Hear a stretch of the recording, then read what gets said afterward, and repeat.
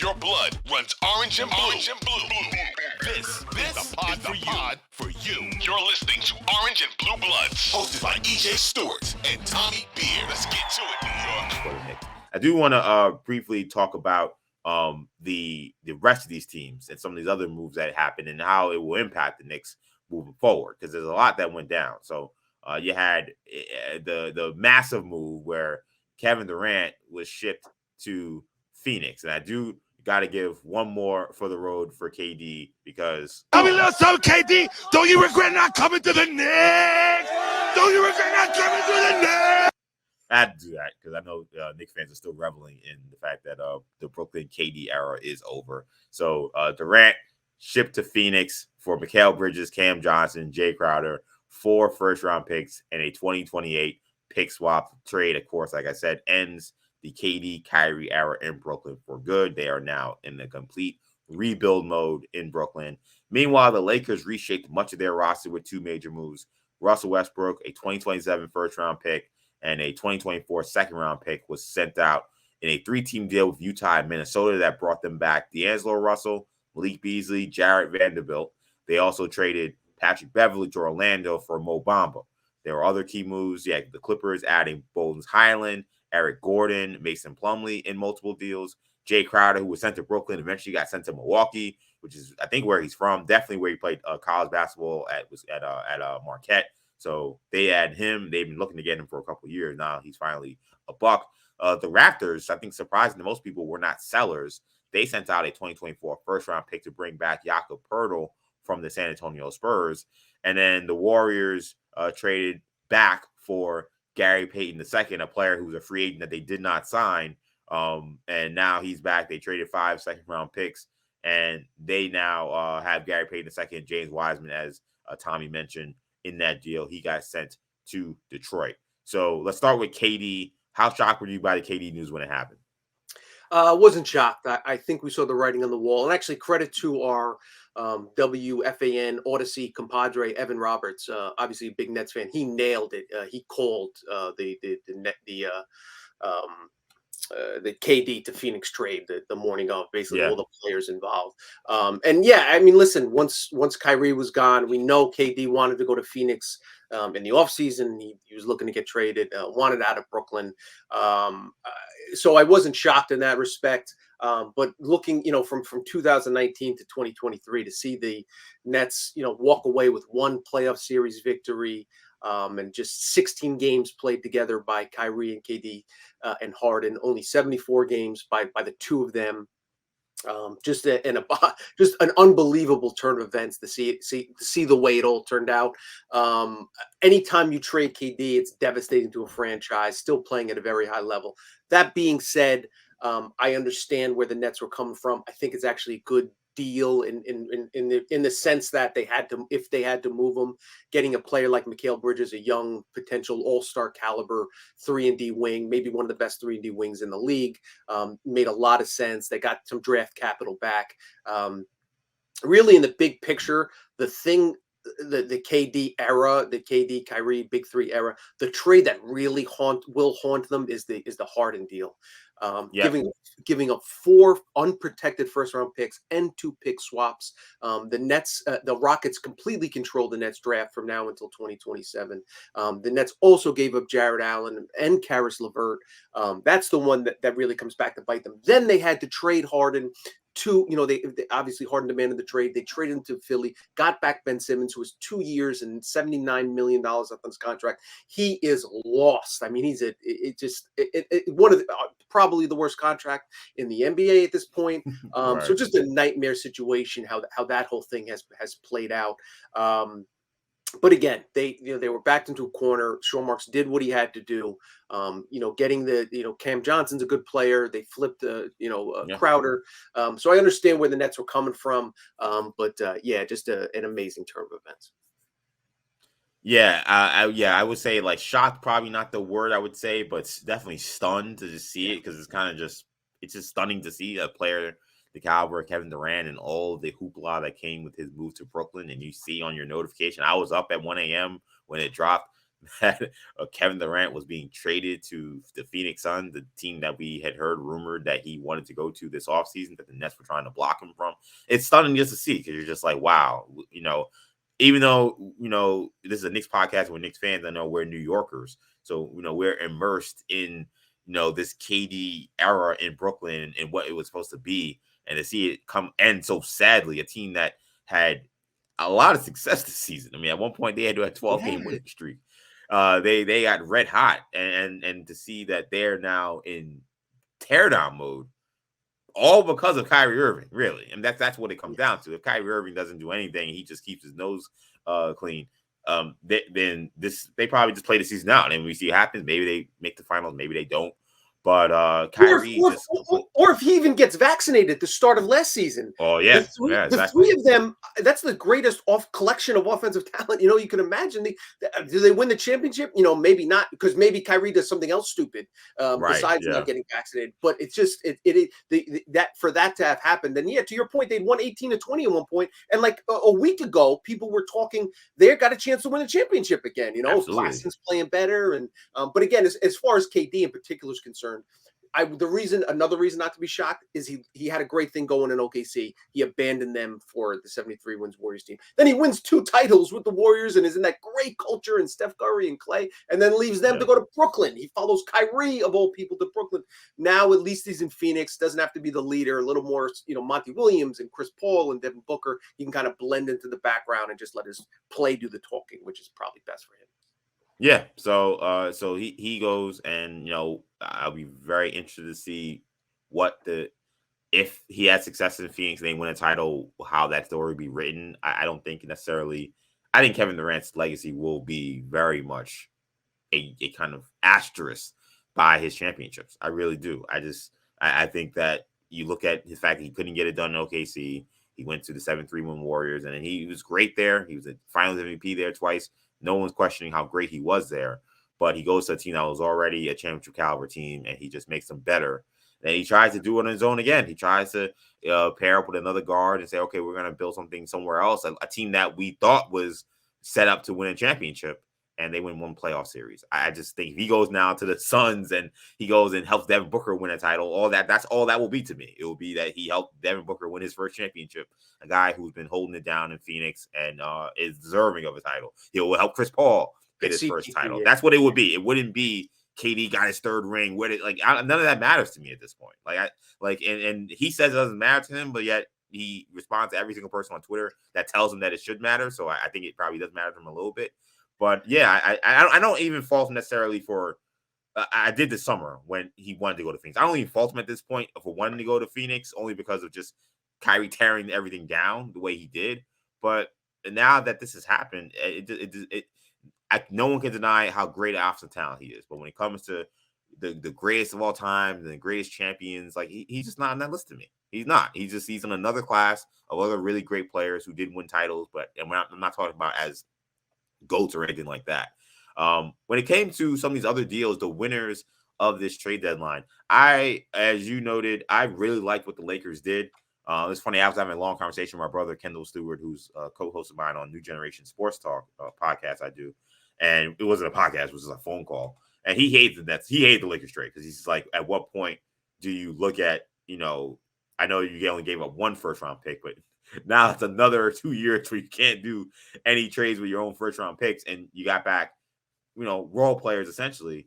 But I mean, when you got a LeBron James who's 38 years old, whatever he is, you got AD who knows, fragile, but you hope that you can just kind of keep him healthy for one playoff run, and you send out that tragic point guard trio of Russell Westbrook, Kendrick Nunn, and Patrick Beverly. You net Rui Hachimura, Russell, Beasley, Vanderbilt, and Mo Bamba.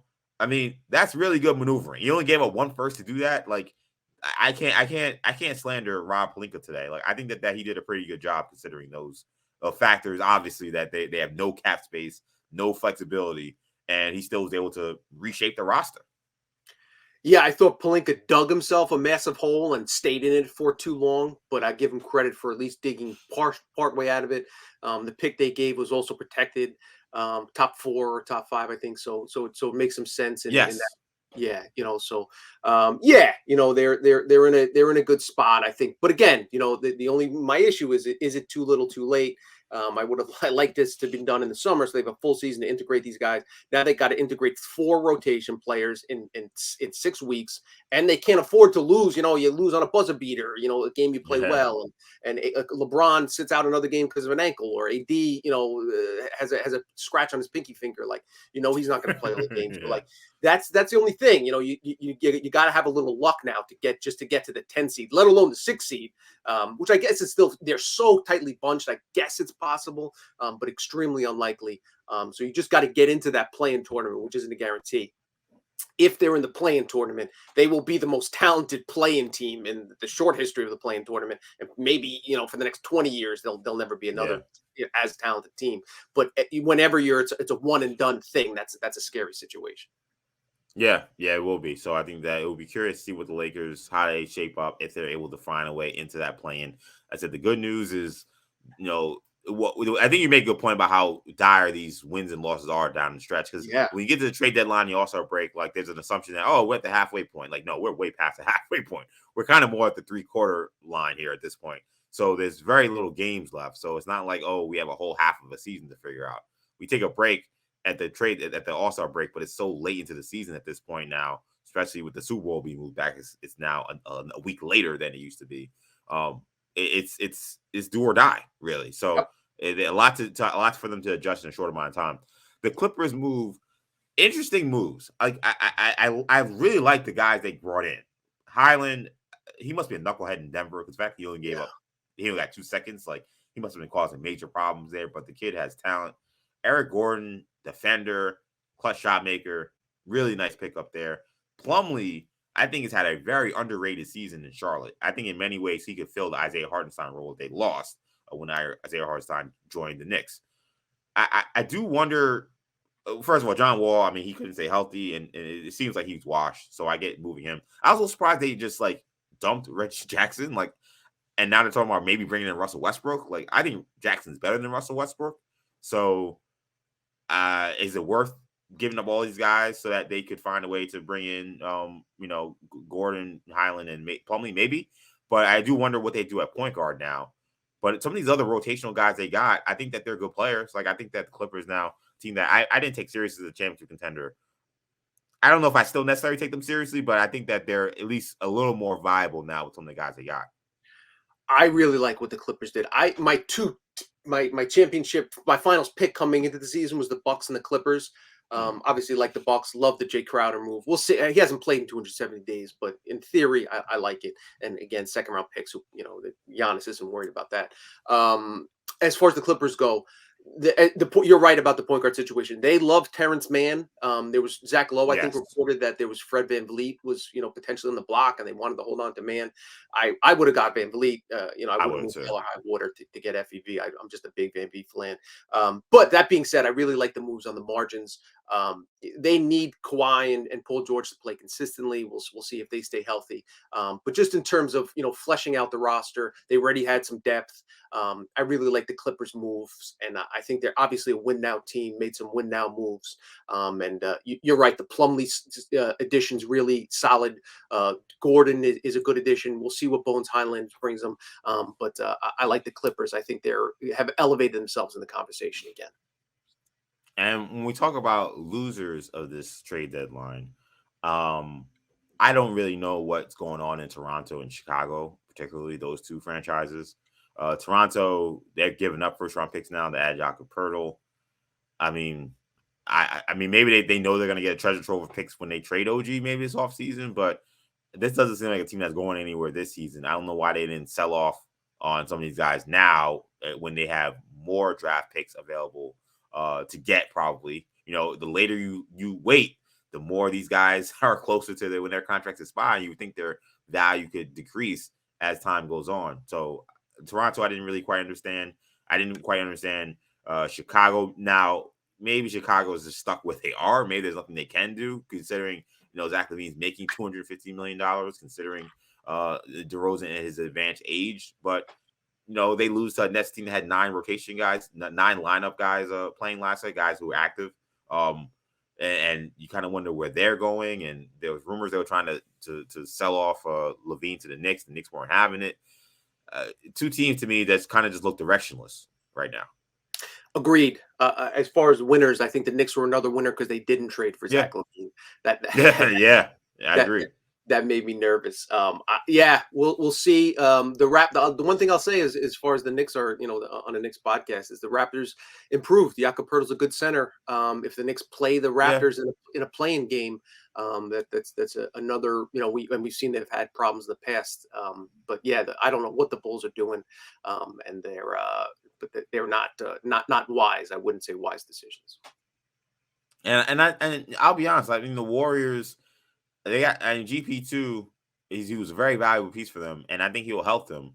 But this is a guy they could have signed, and they didn't sign him because they didn't want to pay the luxury tax. Now they're going to pay it anyway. I didn't quite understand that. And now you get up James Wiseman, the guy you drafted number 2, to bring him back. It looked like to me this is one of those examples where, like, I'd say, if this were the Knicks, we'd be saying something different. Like Tim Hardaway, this happened, and all we heard was that the Knicks were, trading for a guy they could have re-signed. When they traded for Dennis Smith. This is a guy they could have drafted. Here, the Warriors essentially doing some Knicks stuff, and and no one seems to really care about it. But I don't really like how they maneuvered this. And Wiseman was drafted in between Anthony Edwards and LaMelo Ball. So that was a mistake, an initial mistake that they made. So, again, they're a team that only cares about winning championship at this point. Yeah. So, okay, Payton should help, but not good asset management by Bob Myers and company with the Golden State Warriors. So, last note on this before we get out here. I know we're running a little long. Knicks and how they shape up in the East. Like, now that you've seen kind of where the landscape has changed in the NBA. I mean, you mentioned it earlier. I think the Knicks are in really good shape, and we didn't mention them as a loser, but I mean, Miami did nothing. Miami has a disaster point guard situation. Yep. They had some bad contracts that are just sitting on their roster, not playing, and they did nothing. We know the Nets now are probably about to just hit the tank, we think. Like, I look at the Knicks and say they should make the playoffs. Like, if they don't make the playoffs, in my opinion, I think that's a disappointment. Like, Miami's holding on for dear life. The Brooklyn Nets are faltering. And now you're trying to hold off the teams that are behind you who you do have a little bit of a leg up on right now. And Knicks got to get in. They got to find a way to get in. They got to find a way to get one of these top 6 spots. Agreed. Now, at this stage of the game, with Hart, with the Nets doing what they did and with the Heat standing still, I would say it would be a disappointment now if the Knicks don't get at least the 6 seed. 5 seed isn't, you can get greedy, but avoid the play-in tournament. That should be the goal right now. And it's a very reachable goal. In fact, it should be expected. And I think that if they are able to especially get that 5 seed, and you're talking about a matchup with Cleveland, I think the Knicks now, you say, okay, this gets interesting. Can you win a series? Because I think that, those top 3 teams, you say, okay, maybe you're not beating those teams. Right. They've seen the Knicks. We've seen the Knicks play against Cleveland this year 3 times. Knicks competed great in all 3 games. They won 2 of them at home. Knicks have been a terrible home team this year, but they've beaten up Cleveland at home. And the game they won on the road, they played on the road. It was a very close game. And that was before they didn't have Josh Hart, obviously. So I think there's reason to be optimistic about how this Knicks season could end this season prior to this trade deadline, not just because of what the Knicks did, but now because of what some of these other teams did or didn't do. So really fascinating season to kind of watch. We will be watching all of it down the stretch as we come down to the last about month and a half, 2 months, about 2 months left in this NBA season. So it should be very exciting. But that was